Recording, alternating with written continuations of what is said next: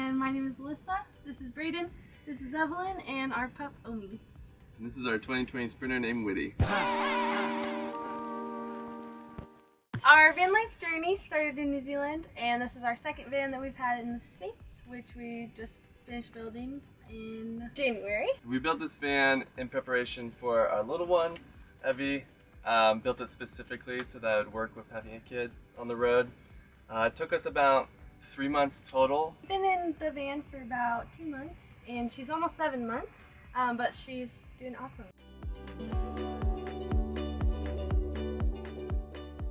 So our biggest consideration with the build was making sure we could transport Evie in a safe and legal way. So that's why we added in this double seat. It's really nice because it can fold up out of the way when we're in camping mode, and then when we are driving, we have 2 seats. If we have a second kid, or if one of us needs to come and sit by Evie. Now once we get up into camp, we'll move the car seat out of the way and then fold the seat up so we have access and plenty of room.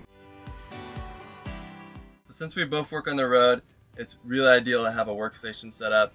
So both our seats swivel so we can both sit up front, and we have a lagoon table mount that we can set up, and we both have access to the table while we're working. Quick and easy, and we love it. I'm the only early riser in the van, so it's really nice to have this workstation up front as a full-time photographer on the road. So it's really nice to be able to get the emails done while everyone else is sleeping, and then be able to not bother anyone. So we came up with a cool design for Evie's bed. We wanted to be able to use otherwise wasted space. So we have a structure that just kind of sits up here, and it's tucked out of the way for when she's taking naps and we're trying to get work done during the day. So our favorite thing about this is that it's completely out of the way, super easy setup, and it doesn't bother us at all while we're trying to do stuff during the day. Originally we were going to put something on the ground, like a bed for her, but then we realized that we wouldn't be able to do anything in the front area of the van if we had something on the ground. So this is kind of just like an ideal setup for her age and size. It's just suspended by chains, and then the sides of this crib are just dowels with blankets covering it. Super secure and safe. She's totally cozy inside, and our cabinets and the walls extra reinforced, so there's no harm or any worry of her coming off.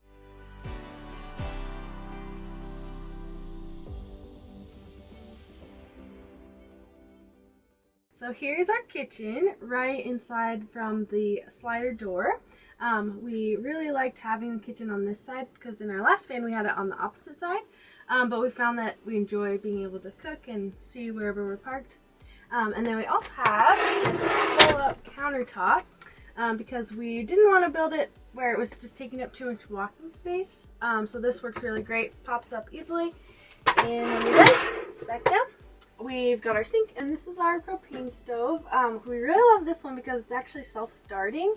We do have an on and off switch as well for the propane, so when we're not using it, just an extra safety feature. And then this is our sink. We've got our filtered water here, just built into the system, which is really nice, not having to worry too much about that.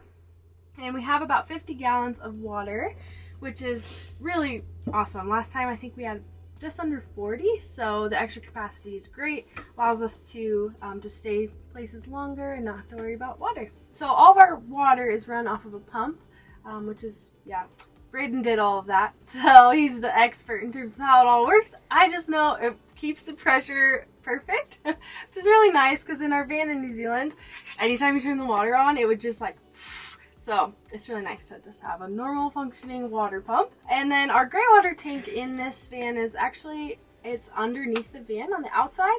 We did that because last time we had such a small gray water tank and it just took up so much space in the van. And this time we also have the ability to have a larger capacity for gray water. And then we have our under cabinet lighting, which is really great just for especially cooking when it's dark. And up here is where we keep all of our spices, a bunch of our dry food.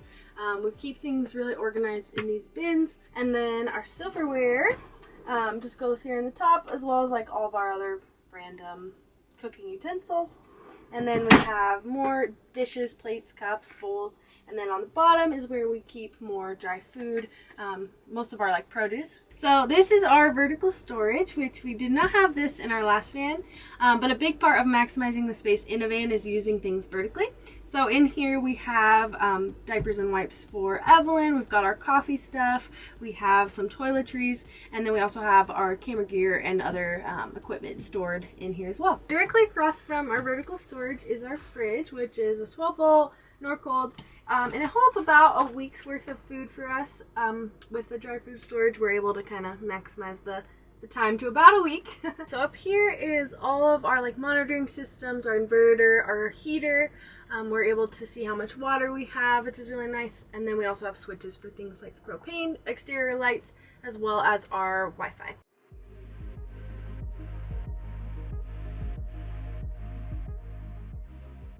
So this is our second van with a shower, but our first one with an indoor shower. After our last one that had an outside one, we knew we really wanted something on the inside that had a fixed toilet and shower, especially now that we have a little one, just a little bit easier to live. For the shower door, we use the Nautilus door. It's really nice, easy to use, and it self-dries and self-cleans. So for the shower, back wall and floor, just use 1x3 wood with a stain and polyurethane coating to waterproof it.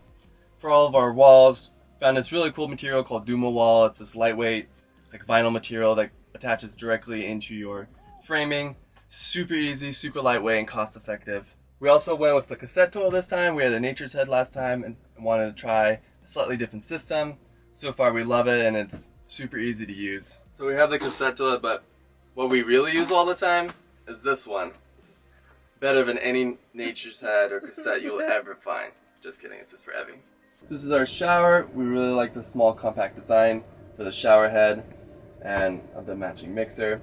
We have hot and cold both plumbed right now. Because it's such a small space, we wanted it to feel a little bit bigger and utilize this recessed lighting around the edges. It's really nice when you're in there. It kind of lights up the whole area and makes it feel a little bit bigger. So this is our bedroom space. It's a fixed bed platform with a garage underneath. It was important for us to have the horizontal bed set up because of Evie's seat up front. It kind of forced everything in the van back a little bit. But we were able to save that with these flares on either side. So with the flares, and me being 6'3" still, I can still lay down and we have plenty of space. Wanted some extra headspace for when we're sitting or working up here, hanging out. So all of our overhead storage we put over our feet. This is just all of our clothes. That opens up this space for us to sit upright, and me being tall, I can still fully sit. We also have these two bed lights we use primarily at night.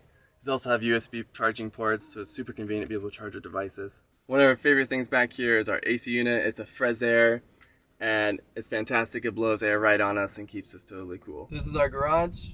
I'd show you, but it's an absolute disaster right now.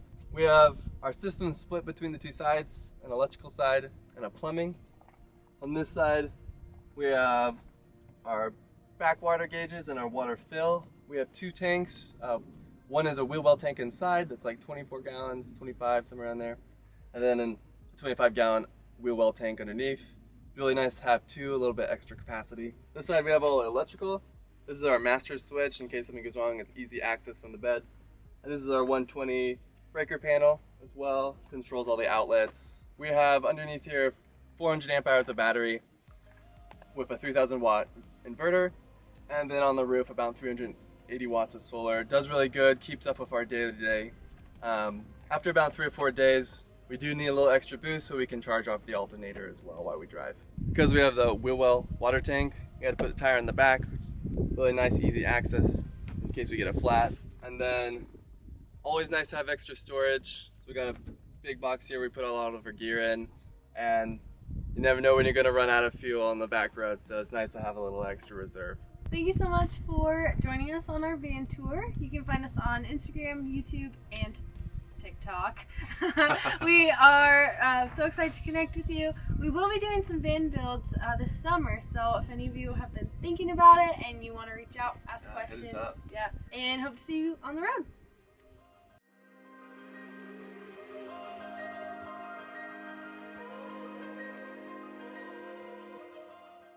I hope you enjoyed that video. If you hadn't noticed, we do sell an ebook for how to convert a van.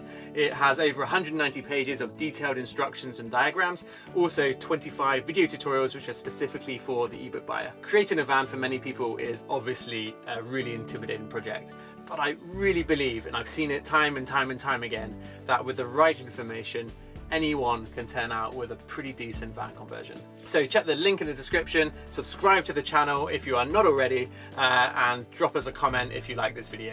Thanks for watching, and we'll see you next week.